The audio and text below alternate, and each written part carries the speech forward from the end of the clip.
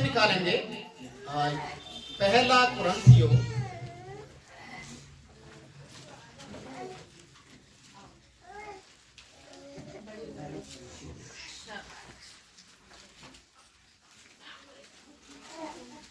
6 अध्याय 20 पद। कोई भी एक व्यक्ति ऊंची आवाज में पढ़े। क्योंकि दाम देकर मोल लिए गए हो, इसलिए अपनी देह के द्वारा परमेश्वर की महिमा करो। Hallelujah, hallelujah. आज हम लोग परमेश्वर के वचन से देने के विषय में एक बार फिर से सीखने वाले हैं। परमेश्वर का वचन यहाँ पर हमें एक बात को सिखाता है, क्योंकि तुम दाम देकर मोल लिए गए हो। आपको लेने के लिए, आपको अपनाने के लिए, आपको खरीदने के लिए जो मूल्य चुकाया यीशु मसीह ने, वो मूल्य कोई साधारण नहीं था। वो मूल्य इतना ज्यादा महंगा था, इतना ज्यादा वो उसका वैल्यू था कि इंसान अपने आप को देकर भी उसे नहीं चुका सकता था।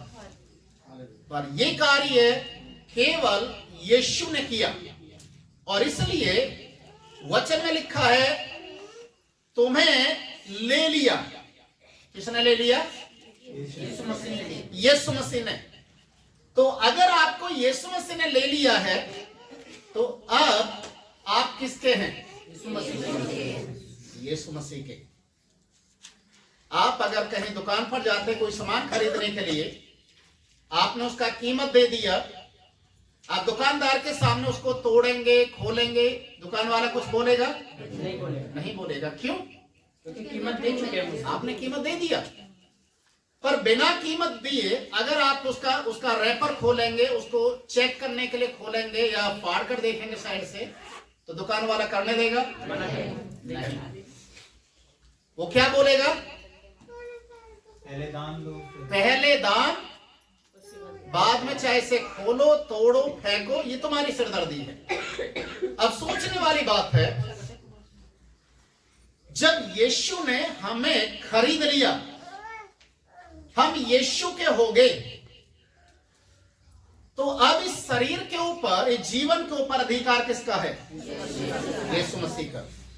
जब यीशु का अधिकार है, तो प्रिय भाई और बहनों, बाइबल हमें बताती है, जैसा मसीह का स्वभाव था वैसा ही तुम्हारा स्वभाव हो जाए। यदि आप खरीदे गए हैं यीशु के द्वारा, यदि यीशु मसीह ने आपको अपना लिया है, तो आपके अंदर मसीह का स्वभाव आना वांछनीय है। पर आज भी बहुत सारे विश्वासी लोग अन्य जाति लोगों के लीक पर चलते हैं, उनके जैसे काम करते हैं, उनके जैसे भाषा का इस्तेमाल करते हैं, उनके जैसे कामों को करने की कोशिश करते हैं और दिखाते हैं कि हम आपसे अलग नहीं हैं। समझ लीजिए, अगर आपको कोई तंबाकू घिसने वाला हाथ में खड़ा हुआ दिखाई दे दिया, तो धीरे धीरे सरक सरक के उसके पास ही चले जाएंगे। क्यों? क्यों? हम आपसे अलग नहीं हैं। मांगने में तो शर्म आता है, तो इसलिए धीरे धीरे पास चले जाएंगे, तो अपने आप ही घिसने वाला व्यक्ति पकड़ा देगा। यही दारू पीने वालों के साथ होता है, ये जुआ खेलने वालों के साथ होता है। अगर कहीं लड़ाई झगड़ा हो रहा है और आप खाना खाने के लिए बैठे हुए हैं, और अचानक आपके कानों में आवाज आती है, पड़ोस में, गली में लड़ाई हो रही है, आप खाना छोड़ देंगे? आपके कान इतने तेज होते हैं कि आप खाना छोड़ देंगे और जाकर लड़ाई को देखने के लिए शुरू करेंगे। क्यों मालूम है? अगर कोई व्यक्ति आपको बोले आपके ही घर से ये काम कर दे, ये सामान दे दे, सुनाई नहीं देगा, सुनाई नहीं देगा। आप उन बातों को कानों से अनसुना करते रहेंगे, पर जैसे ही लड़ाई या झगड़े की आवाज सुना, आपके कान बिल्कुल ओपन हो जाएंगे। ऐसा लगता है कि जैसे इंटरनेट का सुविधा आपके कानों में आ गया है। Hallelujah, hallelujah. प्रभु का वचन कहता है कि प्रभु ने मोल लिया है। आज थोड़ा सा हम यीशु के उस बलिदान को, उस कीमत के विषय में बातचीत करेंगे जो यीशु ने आपके लिए कीमत दिया। पहली बात, प्रभु यीशु मसीह क्या अपनी मर्जी से दुनिया में आया? नहीं। कई सारे लोगों का ऐसा मानना है, ऐसा विचार है, भावनाएं भी ऐसी हैं कि यीशु मसीह तो परमेश्वर नहीं हो सकता, वो परमेश्वर हो ही नहीं सकता। कारण वो एक आम बच्चे के समान इस दुनिया में आया, 9 महीने अपनी मां के गर्भ में रहा, इस दुनिया के अंदर आया। ऐसे तो बहुत सारे लोग काम कर सकते हैं, उसने भी किया, पर वो एक अद्भुत नहीं है। प्रिय भाई और बहनों, यूहन्ना रचित सुसमाचार 1 अध्याय उसके 18 पद में लिखा है, परमेश्वर को कभी भी किसी ने नहीं देखा। परमेश्वर को कभी भी किसी ने नहीं देखा। जब परमेश्वर को किसी ने देखा ही नहीं, तो आप कैसे कल्पना कर सकते हैं कि परमेश्वर इसके समान होगा, ऐसा होगा, ये होगा, वो होगा। आप बहुत सारे विचारों को अपने मन के अंदर मनगढ़ंत कहानियों को लेकर आप खड़े हो जाते हैं कि ईश्वर ऐसा होना चाहिए, मेरा मसीहा ऐसा होना चाहिए, मेरा परमेश्वर ऐसा होना चाहिए, वो इतना लंबा ठाड़ा होना चाहिए, उसके मुंह से आग निकलना चाहिए, वो दुश्मन को देखते ही उसकी गर्दन को काटने वाला होना चाहिए। इस तरीके की आपके दिल दिमाग में एक इमेज बैठा हुआ है। संसार के अंदर में यही है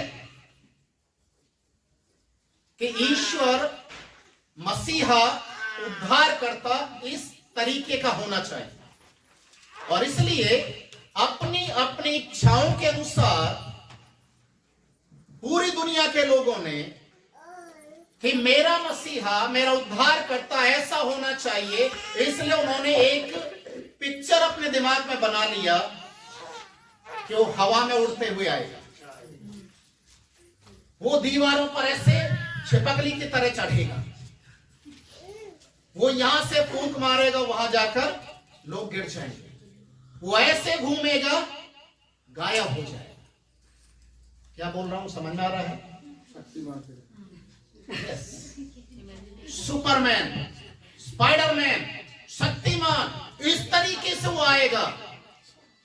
बैटमैन, कोई क्या एक पिक्चर बना लिया लोगों ने, वो ऐसा होगा, इस तरीके से होगा, ऐसे काम करेगा, फिर हम मानेंगे कि वो अजीजों, वचन में लिखा हुआ है प्रभु यीशु मसीह परमेश्वर का पुत्र होने के बाद इस दुनिया के अंदर आया, और उसने अपने आप को एक मनुष्य का रूप लेकर, रूप धारण कर कर ईश्वर तक की सारी शक्तियों को स्वर्ग में छोड़ दिया। Hallelujah, hallelujah. अगर यीशु मसीह अपनी सामर्थ में आता तो कोई भी पापी यीशु को नहीं देख सकता। क्यों नहीं देख सकता मालूम है? क्योंकि प्रकाश इतना तेज होता है, इतना ज्यादा वो ज्योति में है, इतना ज्यादा वो, जो सूरज को बना सकता है। सोचने वाली बात, सूरज उसके हाथों की एक सृष्टि है। जब सूरज को बना सकता, सूरज को नहीं देख सकते, तो उसको बनाने वाले को कैसे देख सकते? लोगों ने जो इमेज अपने दिल दिमाग में बना रखा है ना, ऐसा ऐसा ऐसा होना चाहिए ईश्वर, ये सारी इमेज लोगों की नजरों में यीशु को देखकर फेल होने लगे। लोग सोच में पड़ गए, यहां तक कि बाइबल में लिखा हुआ है उसके अपने भाई भी यीशु को विश्वास नहीं करते थे। उस समय के बहुत सारे धर्म गुरु लोग यीशु का मजाक बना रहे थे। लोग सिर हिला रहे हैं, मजाक कर रहे हैं, कोई क्या कर रहा है, सिर्फ इसलिए क्योंकि यीशु मसीह परमेश्वर का पुत्र होने का दावा कर रहा है। लोगों ने बोला ऐसा हो ही नहीं सकता है। और उसे उस समय लोगों को महसूस हुआ, एहसास हुआ, जब यीशु क्रूस के ऊपर मरा, जैसे उसने अपने प्राण को त्यागा, मंदिर पूरा फट गया। तब धर्मगुरु लोगों को मालूम चला ये कुछ साधारण व्यक्ति नहीं था, परमेश्वर का पुत्र था। जो उसने कहा था वैसा ही था, क्योंकि वो परमेश्वर के रूप में ना आकर एक मनुष्य के रूप में आ गया, और परमेश्वर तब की सारी शक्तियां उसके पास होने के बाद भी उसने इस्तेमाल नहीं किया। हालेलुया। कई बार चेले लोग बोलने लगे, प्रभु अगर आप बोल रहे तो हम प्रार्थना करें स्वर्ग से आग गिराकर इनको भस्म कर दे। प्रभु ने बोला नहीं। यीशु मसीह क्या अपने आप को क्रूस के ऊपर नहीं बचा सकता था? बचा सकता था। जो वो लोगों को जीवन दान दे सकता है, लाजर जैसे मुर्दे को 4 दिन के बाद जिंदा कर सकता है, तो क्या उसको अपने आप को बचाने के लिए किसी की जरूरत थी? नहीं। प्रिय भाई और बहनों, यीशु आखिरकार क्रूस के ऊपर क्यों गया, उसके पीछे परमेश्वर की योजना क्या थी, और क्यों यीशु मसीह सारी बातों को सहन करते गया? क्योंकि उसको आपका ख्याल था। हालेलुया। उसे आपको लेना था। आपके बदले में उसने अपनी जान को दिया। आपके बदले में उसने अपने आप को इसलिए दे दिया ताकि आप परमेश्वर के हो जाएं। हालेलुया। हम बहुत गर्व के साथ इस चीज को कह सकते हैं कि हम परमेश्वर के लोग हैं। परमेश्वर के लोग हैं। हम प्रभु के बेटा और बेटी हैं। हाँ, हम हैं। क्या परमेश्वर आपको स्वीकार कर रहा है इस रूप में, जैसा आप काम कर रहे हैं, जैसा आप चल रहे हैं? अजीजो, चर्च में आने से या अपना नाम बाइबल के अनुसार रखने से या अपने नाम के पीछे कि मैं क्रिश्चियन बन गया हूं ऐसा बोलने से कोई फायदा नहीं। आप ये धोखा अपने आप को दे रहे, किसी और को नहीं दे रहे। Hallelujah, hallelujah, hallelujah. पौलुस कहता है जैसा मसीह का स्वभाव था वैसा तुम्हारा स्वभाव। मतलब प्रभु का स्वभाव, फिलिपियों की किताब को आप पढ़ेंगे, उसके 2 अध्याय उसके 5 पद से वहां पर लिखा है यीशु का स्वभाव है क्या। लिखा उसने अपने आप को दीन कर दिया, नम्र कर दिया, मनुष्य का रूप धारण कर लिया, इतना आज्ञाकारी रहा कि क्रूस की मृत्यु भी सहन कर ली। जी, जो कौन सा ऐसा व्यक्ति है जो इतनी बड़ी कुर्बानी अपने आप की दे सकता है, अपने ऐश्वर्य को छोड़कर, अपनी सारी जो आरामदायक चीजें उनको त्याग कर एक क्रूस की मृत्यु सहन करने के लिए आ गया। हालेलुया। वचन में लिखा हुआ है इतना आज्ञाकारी रहा, इतना आज्ञाकारी रहा कि मृत्यु को भी उसने गले लगा। और बाइबल में लिखा है तब परमेश्वर ने उसे वो नाम दिया, मेरा हालेलुया, हालेलुया। जो प्रेरितों के काम 4 अध्याय के 12वें पद में लिखा है स्वर्ग के नीचे और मनुष्यों के बीच में। हालेलुया। स्वर्ग के नीचे और मनुष्यों के बीच में उद्धार, सैल्वेशन अगर किसी के नाम से है तो वो है यीशु के नाम में। Hallelujah, hallelujah. सारी दुनिया की कायनात एक तरफ और यीशु मसीह अकेला एक तरफ। हालेलुया। इसलिए बाइबल में लिखा है कि उसने आपको खरीदने के लिए अपने आप को दे दिया, आपका दाम चुका दिया है। अब आप शैतान के नहीं है। अब आपको डरने की जरूरत नहीं है। अब आपको भूत प्रेत दुष्टात्माओं से भय खाने की जरूरत नहीं है। क्यों? क्योंकि आप यीशु के द्वारा खरीदे गए हैं और आपके ऊपर यीशु मसीह ने एक स्टैंप लगा दिया है। हालेलुया, एक स्टैंप लगा दिया है, आप प्रभु के। हालेलुया। मैंने शायद आप लोगों ने देखा होगा, कई बार बहुत सारे जानवर गाय वाय इस तरीके से घूमते रहते हैं गलियों में, बहुत सारी जगह खाली स्थानों में दिखाई देंगे, उनके पीछे एक स्टैंप लगा दी जाती है ना, लगी रहती है सब। इसका मतलब क्या मालूम है? उसका निशान ये आवारा है, किसी को मारे,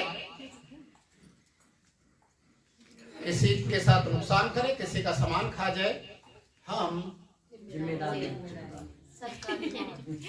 हाँ। और इसके साथ में एक दूसरा एक तरीका और है। अगर किसी जानवर के ऊपर आपने बैंक से लोन ले लिया, बैंक से लोन ले लिया, तो उस जानवर के कान में एक पीले से रंग का पिंच करके उसे छोड़ दिया जाता है। अब उसको कोई मारना नहीं। ये किसकी प्रॉपर्टी है? सरकार, बैंक की। सोचने वाली बात है। एक पर स्टैंप लगा देते हैं आवारा, एक के कान को पंच करके डाल दिया जाता है। ये वारिस है, ये अब हाँ सरकार का हो गया। आपको मालूम है बाइबल में लिखा है, यदि तेरा सेवक, जब तूने उसको खरीदा है या तेरा सेवक तेरे साथ में काम करता है और तू उसे जाने के लिए बोलता और वो कहता है कि मैं तो आपको स्वामी छोड़कर नहीं जाऊंगा, तो एक काम करना,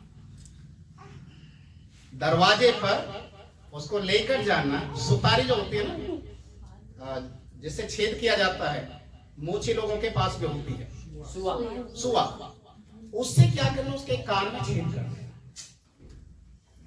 वो परमानेंट आपका सेवक हो जाएगा। हालेलुया। जैसे जानवर के कान में छेद करके वो लगा दिया जाता है ना स्टिकर, वैसा ही प्रभु के साथ रहने के लिए, जीवन जीने के लिए आपके कान में वो एक छेद करके आपको परमानेंटली एक अधिकार मिल जाता है। You are the children of God. आप परमेश्वर के संतान हो। अब इस अधिकार को कोई भी छीन नहीं सकता।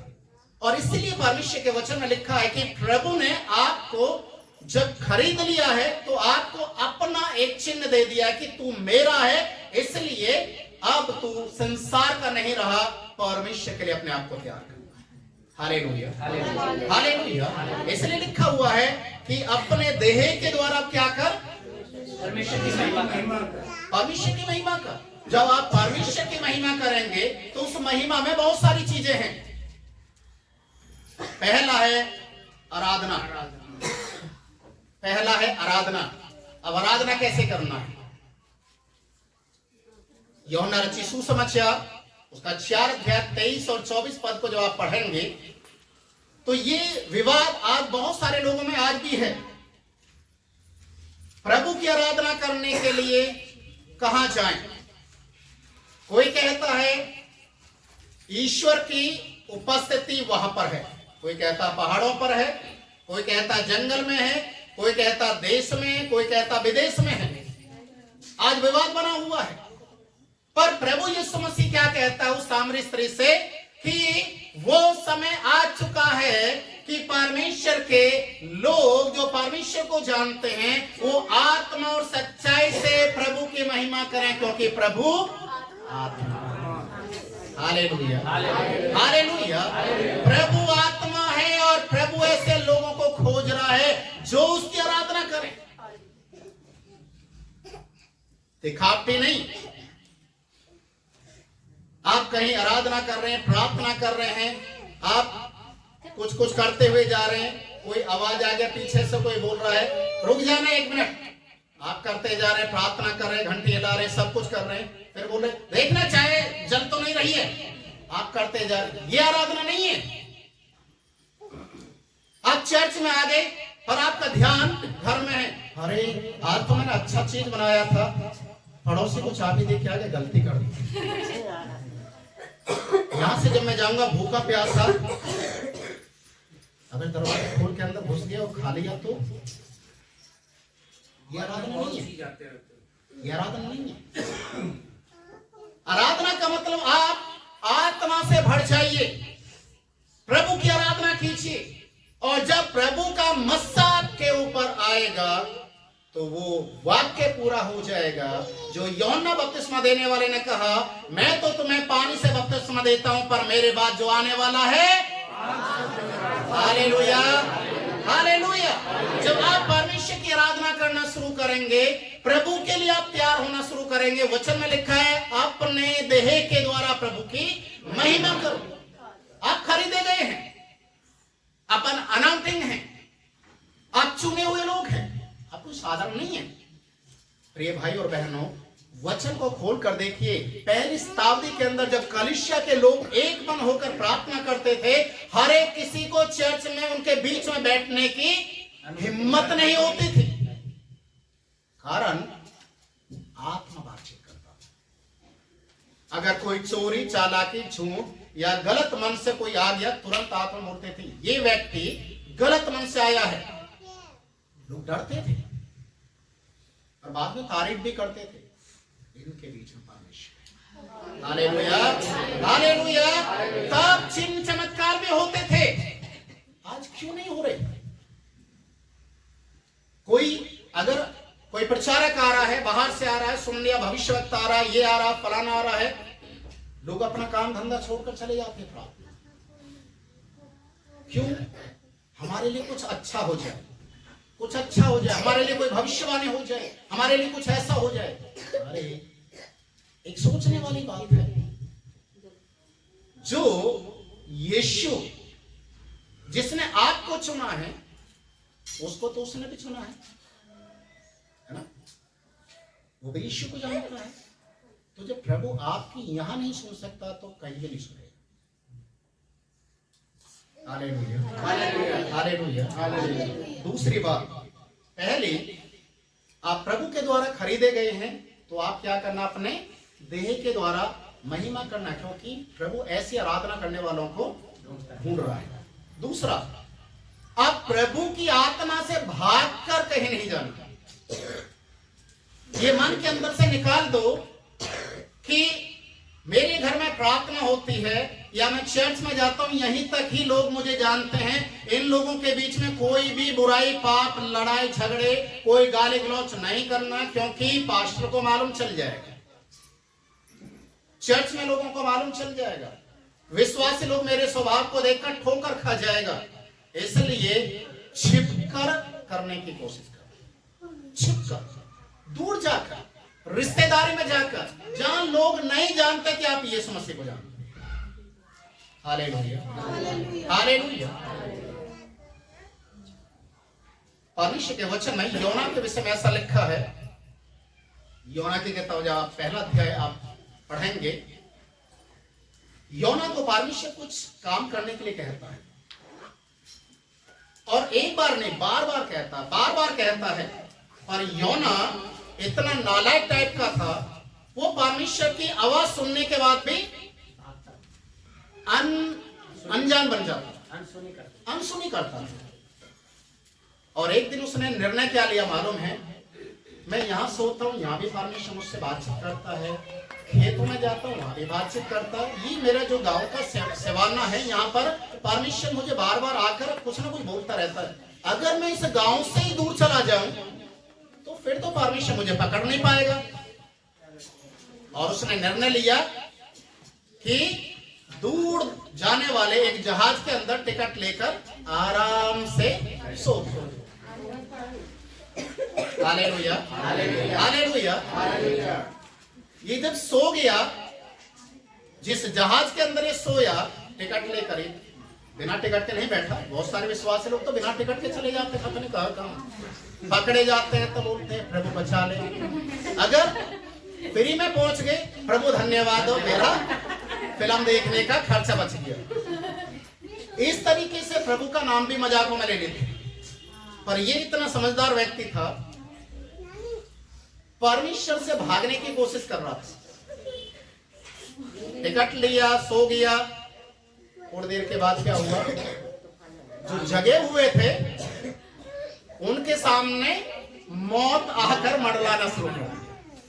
ये तो सोया हुआ, इसको कुछ पता नहीं है, पर जो जागे हुए थे उनका तो पूरा मरने की कगार पर, चिल्ला रहे, सामान को फेंक रहे, अपने अपने भगवान को याद कर रहे। और जब देखा गया तो ये समझदार व्यक्ति अंदर में नीचे जाकर सोया हुआ है। इससे कोई फर्क नहीं पड़ रहा है, इससे कोई फर्क जब इसको जगाया, अरे देखो ऊपर में जाकर देखो, जहाज डूबने वाला है, सारे लोग मरने वाले, तू क्या कर रहा है, खड़ा हो। खड़ा हुआ, देख रहा, अरे सारे लोग चिल्ला रहे, रो रहे, परेशान हो रहे। ये अपनी मटर गश्ती में बहुत सारे लोग करते हैं, घर में समस्या हो जाए, कुछ हो जाए, पीने खाने वाला, अरे वो तो वीआईपी अपनी मर्जी से चलेगा, अपनी मर्जी से काम करेगा। कितना भी बोलो, कितना भी बोलो, नहीं सुनना, सुनना है। योना भी ऐसा ही था, उसको मालूम था ये विपत्ति किसके कारण से है, उसके कारण से, उसको पता था, उसको पता था, पता था। उसको ये भी पता था कि अगर इन लोगों को मालूम चल गया, जहाज में जितने भी बैठे हुए हैं, ये सब मेरी वजह से, तो मेरा क्या होगा। हर एक व्यक्ति को पता होता है कि उसकी गलतियों के कारण उसके घर में, उसके परिवार में, रिश्तेदारों में क्या समस्या आ रही है, पड़ोसियों में क्या समस्या आ रही है, पता है। और फिर भी क्या करेंगे, चुपचाप। आप किसी बच्चे को देखिए,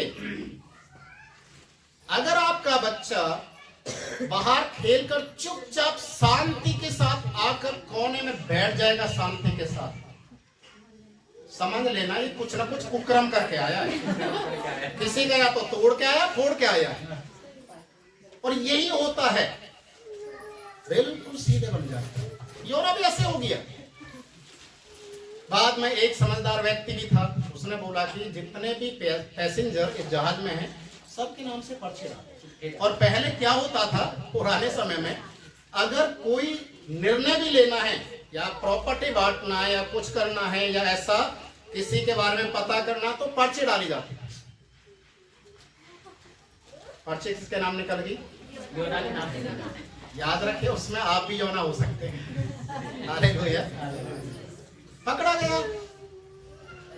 अब बोल रही थी, तू कौन है ये बता पहले, तू जहाज में कैसे आया। फिर उसको बताना पड़ा मैं कहां से आया हूं और क्यों जा रहा हूं, किससे भाग रहा था, परमेश्वर से। किससे भाग रहा था। क्या परमेश्वर से कोई भी भाग सकता है, नहीं। दो ऐसी चीजें याद रखिए, एक तो मृत्यु और एक परमेश्वर। आप कहीं भी चले जाइए, कहीं भी, ना तो मृत्यु आपको छोड़ेगी, ना परमेश्वर आपको छोड़ेगा। Hallelujah, hallelujah. आखिरकार इससे पूछा, बोल तेरे साथ क्या सलूक किया जाए, मार दिया जाए या उठाकर फेंक, उठाकर फेंक दो। कहां फेंक दो। जब इसने बोला होगा इस बात को, मुझे उठाकर फेंक दो, सारे लोग क्या सोच रहे होंगे पता है। मैं एक कहानी बता रहा हूं आपको, एक बहुत मस्त कहानी इस बात को साबित करने के लिए।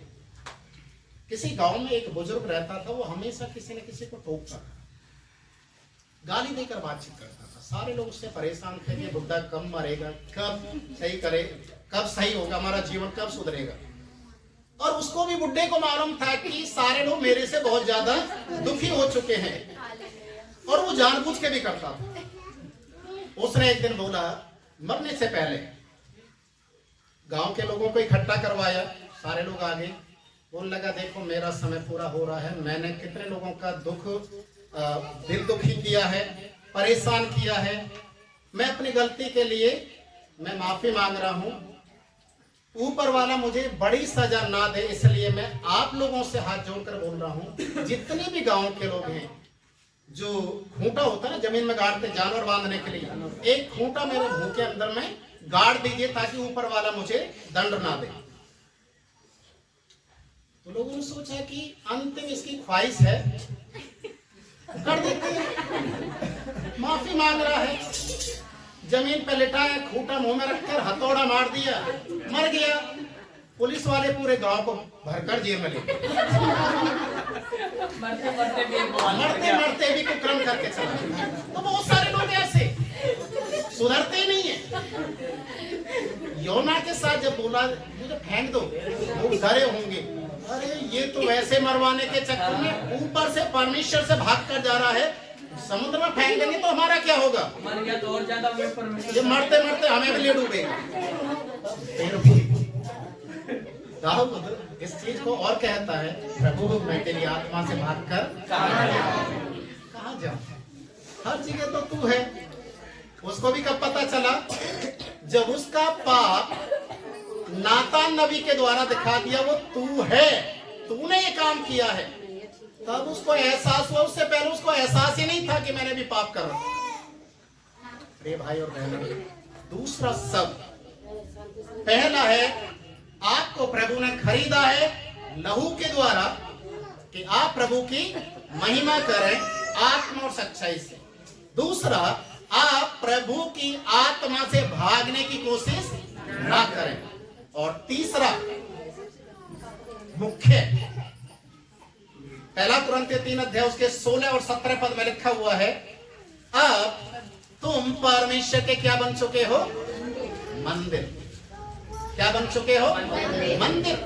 प्रभु का आत्मा तुम में वास करता है। अब जब तुम प्रभु के होगे, यदि तुम पाप करोगे, यदि तुम पाप करोगे तो याद रखिए प्रभु आपको नहीं छोड़ेगा। प्रभु आपको नहीं छोड़ेगा। अभी समझ लीजिए, बहुत सारे लोग इस तरीके से कहते हैं, अगर कोई चीज से आपको छुटकारा पाने, लोग ताबीज ऐसा चीजें बनाते हैं और बोलते हैं देखो मरे गिरे में नहीं जाना, किसी के घर में जाकर खाना नहीं खाना, और अपना सिवाना छोड़कर मत जाना, नहीं तो ये जो बांध रखा ताबीज इसका शक्ति खत्म। और अगर कोई ऐसा कर देता है तो उसका शक्ति, जो भी बांध रखा है उसका शक्ति खत्म हो जाएगा, वो खत्म हो गया। अब एक सोचने वाली बात है, आप प्रभु की आत्मा को लेकर चल रहे हैं, प्रभु की आत्मा आपके अंदर में है, आप जाकर कहाँ खड़े हो रहे हैं? एक बड़ी सी लाइन में इंतजार कर रहे हैं, कब मेरा नंबर आएगा और कब मैं पैसा निकाल कर अंदर डालूं और लेकर जेब के अंदर रखकर मुस्कुराते हुए निकल लूं। कहा? दारू के ठेके। प्रभु को कहाँ लेकर जाएंगे? ठेके पे। आप कहीं किसी के साथ गलत काम कर रहे हैं, समझ लीजिए व्यभिचार करते हैं, ये कोई छुपा हुआ तो नहीं है, सब छोटे बच्चे से बड़े तक सब जानते हैं। किसी की स्त्री को गलत नजर से देखना, किसी के आदमी को गलत नजर से देखना, कोई कोई तो इतने समझदार होते हैं, काश ये आदमी मुझे मिल जाता तो पैसे वाला, मेरा तो जीवन सफल हो जाता। कोई बोलता है मेरी औरत तो हमेशा नाक में उंगली घुसाती रहती है, अपने पता नहीं क्या क्या करती है, ये तो बहुत साफ सुथरी हमेशा रुमाल रखती है।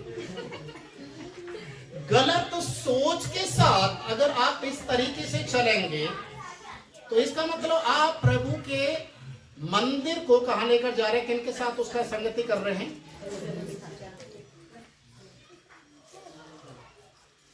थोड़ा सा इसको समझना बहुत मुश्किल भी है, और याद रखिए जो किसी के साथ एक तन हो जाता है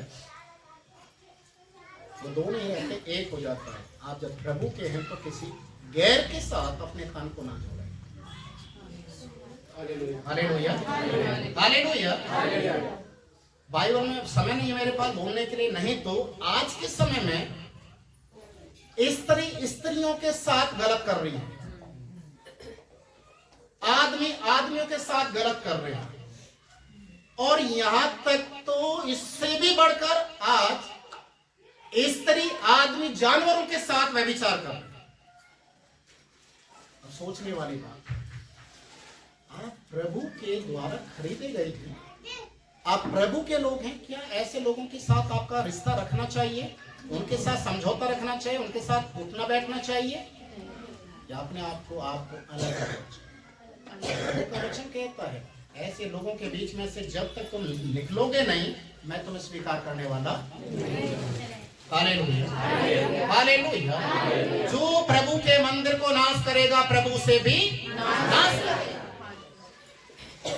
और चौथी बात, प्रभु ने आपको इसलिए चुना है, इसलिए अलग किया है ताकि आप प्रभु के गवाह हो जाए। हालेलुया, आप प्रभु के गवाह हो जाए। और ये गवाही कहां तक आपकी चलना है? यरूशलेम, यहूदिया, सामरिया, पृथ्वी के छोर। हालेलुया, आप गवाह हैं। आप यीशु के गवाह बनना है। और जिस दिन आपने अपनी गवाही को पक्का कर लिया कि मैं गवाह हूं, मुझे अब इस गवाही से, इस गवाह से मुझे अलग नहीं हटना है। कितना भी कोई लोभ दे, लालच दे, कुछ भी दे, मुझे इसका इनकार नहीं करना है। आजकल मेरा एक दोस्त है, वकील है, वो एक बात को बोल रहा था। ऐसे बातचीत करते करते एक बात आया, जितना भी गवाह चाहिए यहां पर मिल जाते हैं 100 रुपया में। कहा मालूम है? 100 रुपया मिल जाते हैं। और वो गवाही दे देते हैं जज के सामने, और जाकर 100 रुपया लेकर दारू पीकर फिर सो जाते, फिर अगले दिन फिर गवाह बनकर आ जाते हैं। उनका काम ही यही है। तो मैं सोच में पड़ गया कि वो तो जज के सामने धर्म ग्रंथ पर हाथ रखवाते हैं। फिर सोचने वाली बात है, अपने अपने धर्म ग्रंथ पर हाथ रखवाने के बाद भी लोग कितना झूठ बोलते हैं। तो जिसको भी अगर कोई अन्य जातियों में है, समझ लीजिए हिंदू है, तो किसको देगा जज हाथ रखने के लिए? किसको देगा? गीता को देगा।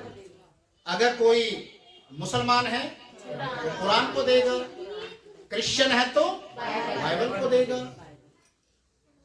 धर्म ग्रंथ को देने का मतलब क्या मालूम है? आप जिसके ऊपर ईमान रखते हैं, आप उसकी सौगंध खाकर बोलिए कि आप सच बोलेंगे, सच के सिवा कुछ नहीं बोलेंगे।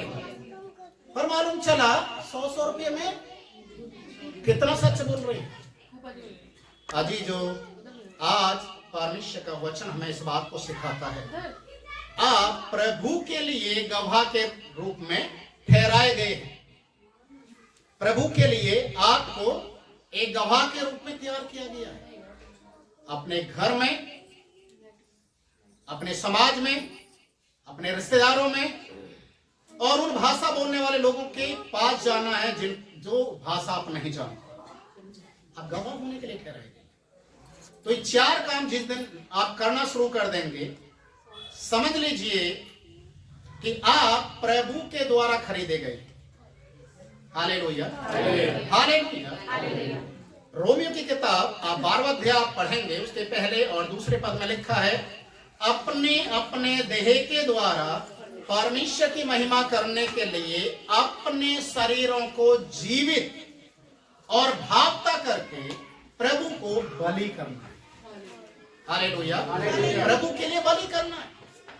और जब किसी चीज को बलि किया जाता है तो वो जीवित नहीं रहता। बलि की जाने वाली चीज खत्म हो जाती है। जब आप अपने आप को बलि करेंगे प्रभु के लिए, तो मतलब आप नहीं हैं। और उस कहता है, मैं नहीं रहा, मुझ में मसीह जी। हालेलुया, मैं नहीं रहा, मुझ में मसीह जी है। मेरे लिए इसलिए मरना मेरे लिए लाभ की बात है। अगर मैं मर जाता हूं, इस संसार को छोड़कर चला जाता, तो मेरे लिए अच्छी बात है, क्योंकि मैं प्रभु के नजदीक चला। हालेलुया।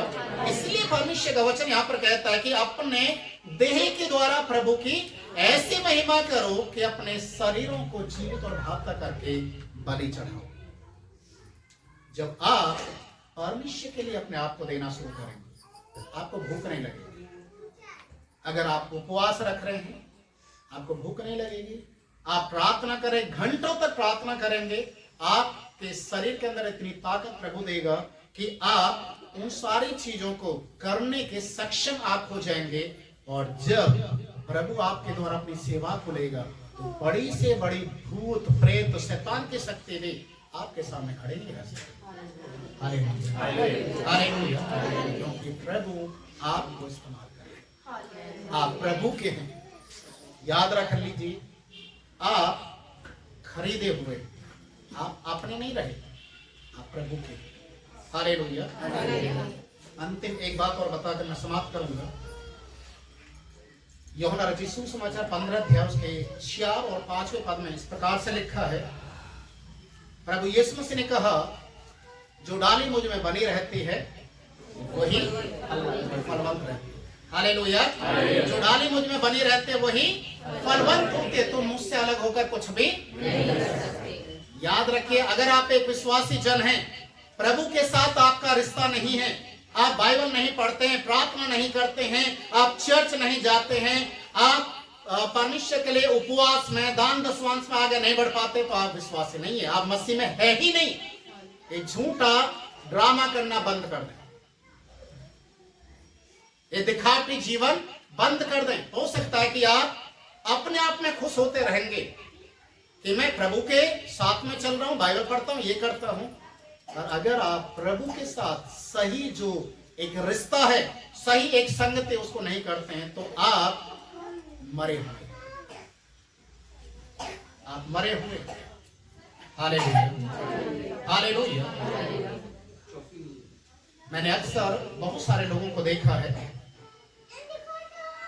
जो संडे चर्च में नहीं जाते, घरों में अपने प्रार्थना नहीं करवाते, सालों गुजर जाते हैं, साल में एक बार जाकर बड़े दिन पर चर्च में दिखाई दे देते हैं और ऐसे मुस्कुराकर बातचीत करते हैं, इतना सेंट लगा के जाते हैं, कोट टाई लगाकर जाते हैं कि सारे लोग जितने भी फिल्म देखने वाले हीरो हीरोइन हैं, सारे उसके सामने फेल हैं। सबसे हाथ मिलाएंगे, शेक हैंड करेंगे, प्रेज लॉर्ड, हालेलुया, जय मसीह की, कैसे हैं। पूरे साल का एक ही बार में हिसाब किताब कर देते हैं और उसके बाद कहां जाकर सो जाते पता नहीं। और क्या बोलते मालूम है? क्या बोलते हैं? मैं यीशु मसीह जानता हूं, आई एम क्रिश्चियन। नाम भी इतना सुंदर सा रखेंगे, जॉन, पीटर, ये फलाना, पर इनकी सही पहचान जितने भी दुनिया के अंदर फिल्म या नाटक बनाने वाले जो प्रोड्यूसर या डायरेक्टर होते हैं, वो इनकी असलियत को जानते हैं और कोई भी क्रिश्चियन होगा उसका रोल कितना अच्छा देंगे। आप देख लीजिए, किसी भी क्रिश्चियन का रोल विश्वासी के रूप में तो नहीं दिखाएंगे। गैंगस्टर, स्मगलर, चोरी करने वाला, मर्डर करने वाला, नाम क्या, पीटर डिसूजा, क्या यार, प्रभु के नाम को बदनाम कर रहे हैं। अन्य जाति लोग भी दुनिया के लोगों को उठा उठाकर भगवान का रूप दे देते हैं, है ना, भगवान बना देते हैं उनको, और प्रभु के नाम को जानने वाले लोगों को, ईसाइयों को शैतान बनाकर। अजीजो, प्रभु का वचन कहता है, तुम खरीदे गए, हालेलुया, हालेलुया, तुम खरीदे गए हो, इसलिए अपने देह के द्वारा प्रभु की महिमा करो। और जब आप प्रभु की महिमा करेंगे, दुनिया के लोग चाहे आपको देखें ना देखें, उठाएं या ना उठाएं, पर एक समय आने वाला है, आप बंद कोठरी में भी प्रभु की आराधना करेंगे, बंद कोठरी में भी प्रभु को पुकारेंगे। जैसे पेंतीकोस्त के दिन उस कोठरी से आवाज आने लगी पवित्र आत्मा की, उस समय लोगों को मालूम चल गया कि इस कोठरी के ऊपर कुछ तो है जो अभी तक हम नहीं जान पा रहे थे। जब पवित्र आत्मा आता है तो दुनिया के लोग भी जान जाते हैं। जब प्रभु आपके ऊपर अपने आप को प्रकट करेगा तो दुनिया के लोग आपको जानेंगे, चाहे दुनिया जाने या ना जाने, पर शैतान जरूर से पहचानेगा। Hallelujah, hallelujah. इसलिए आज इस बात को हम एक निर्णय के साथ एक वाचा बांधते हुए, कसम खाते हुए बोले, मेरा शरीर प्रभु के द्वारा खरीदा गया है, मैं प्रभु का हूं, मेरा शरीर प्रभु की महिमा करेगा, इस शरीर में और किसी की महिमा अब नहीं होने वाली। Hallelujah, hallelujah. आइए प्रार्थना करें।